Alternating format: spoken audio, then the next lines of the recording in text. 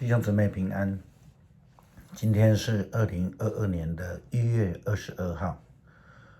今天要读的经文是诗篇19篇，尼希米记第5章第1到13节，路加福音第2章39到52节。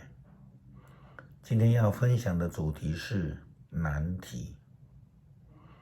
人生总是有一些困难，有一些难题，这其实是人生的功课。人生的难题有来自大自然，有来自生活，很多时候也来自政治，来自地方官员。前几天，一个太平洋的小岛国家东加王国，在国土的附近发生了海底地震，引发了海啸。王国中的一些岛屿也几乎在这个火山以及比5层楼还要高的海啸这个当中遭到了淹没。对于天灾的难题，除了从经验当中学习避灾，我们更需要祈求上帝的怜悯与看顾。然而，对于人，特别是那种执政者所带来的困境跟难题，则是需要祈求公义的出现跟处置。我们最近在新闻当中看到，从台中中二区的立委补选发生看到的一些问题，以及又增加2个县市的市长、县长家人的土地等等的房屋的违建、滥垦、侵占公有地等等这些不公允的事情发生，让我们发现这个人来自人的难题似乎更难处理了。这样情形也发生在尼希米时代的以色列人当中。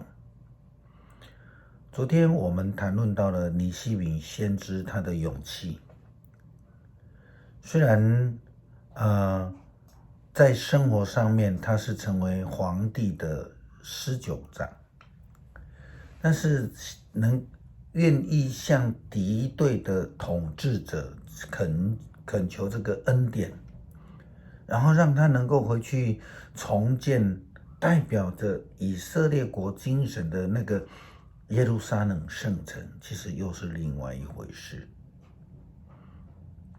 在上帝的恩典之下，皇帝应允了尼希米，他可以带领一些人回去犹大地重建圣殿以外，皇帝还派着军队来保护他们，让他们能回到故乡重建圣殿。不但如此，还下了诏令，让尼希米能够取得建材，并且有路权可以经过，然后回到故乡。事实上，回到了故乡耶路撒冷重建圣殿的困境难题，其实才是要开始而已。这些困境难题包括了当地的官员长官，也可能包括了当地所遗留下来的以色列人，我们称为渔民，也可能遇到食物短缺等的问题，也都将会是他们所要去面对的难题跟困境。经文说，过了一段时间，许多人，男的女的都有，开始抱怨他们的犹太同胞。有的说，我们有这么一大家子人，需要粮食糊口才能存活。有的说，我们必须要点压田地、葡萄园、房屋，才有足够的粮食充饥。有人说，我们必须借钱来纳田地和葡萄园税给皇上。我们跟我们的犹太同胞是同一种族，我们的儿女跟他们的儿女也没有什么差别，但是呢，我们却被迫非得叫我们的儿女去做奴隶不可。我们的女儿有些已经被卖做奴隶了，我们还都无能为力，因为我们的田地和葡萄园都被人夺走了。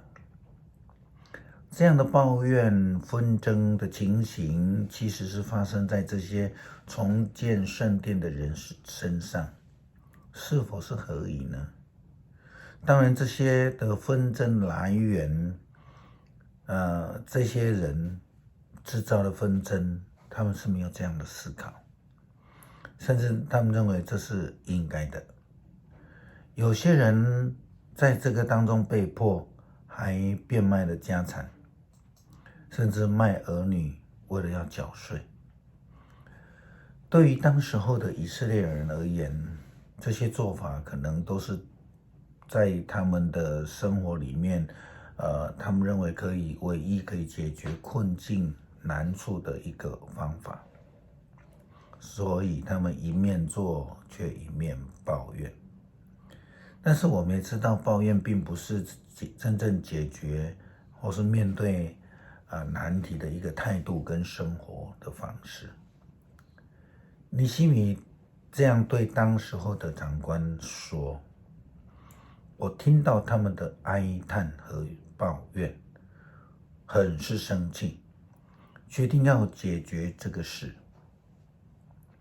我谴责民众的首领和官长们说：你们竟然巴结自己的同胞！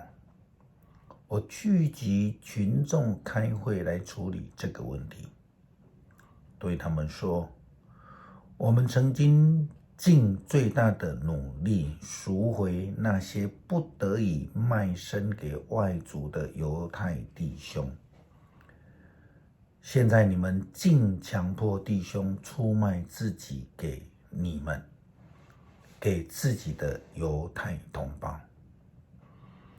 领袖们默不作声，无话可说。于是我又说：你们做这事实在不对，你们不是应该敬畏上帝，去做该做的事吗？不要让我们的外族敌人有任何借口嘲笑我们。我曾经借钱借粮给同胞，我的朋友和工人也曾借给同胞。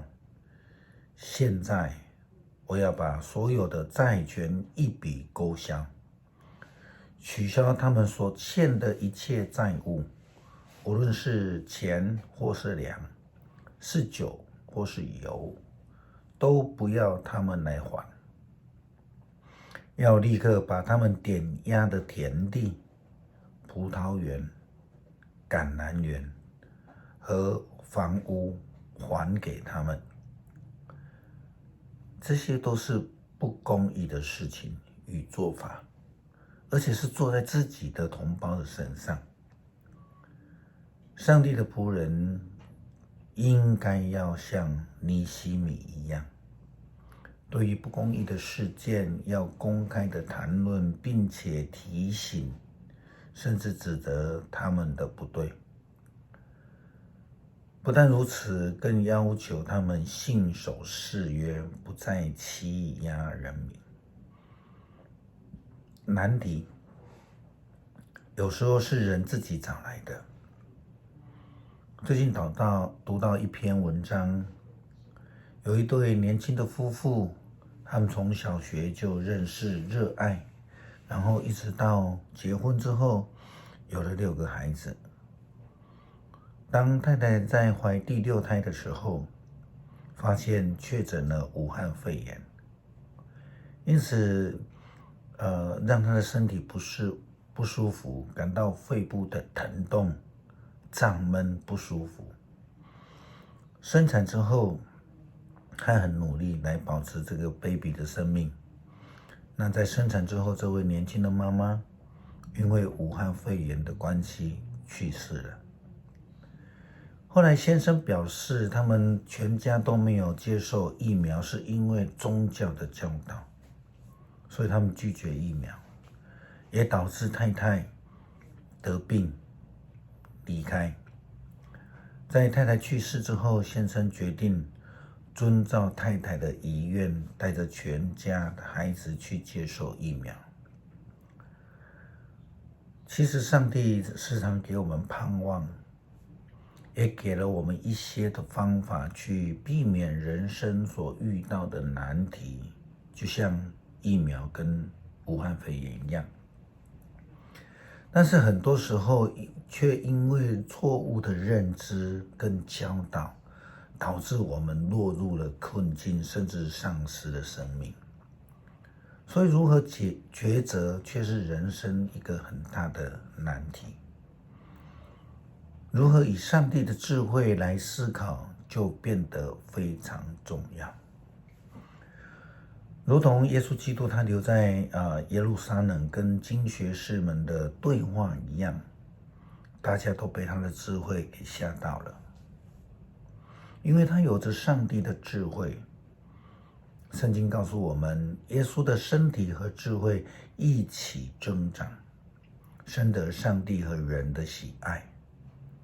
我们应当学习耶稣基督的心志，追求上帝的智慧，来面对我们的困境跟难处。我们一起要来读诗篇19篇。诸天宣布上帝的荣耀，穹苍传扬他的作为，日日述说，夜夜传播，无言无语，无音无响。然而他们的音讯传遍人间，他们的言语远达天涯。上帝在天空为太阳安置帐幕，太阳像新郎走出洞房，像勇士欢欣奔路。他从天的这一边出来，绕到天的那一边。他的热量普及万物。上主的法律完备，使人的生命更新。上主的命令可靠，使愚蠢的人得智慧。上主的法则公正，使顺从的人喜乐。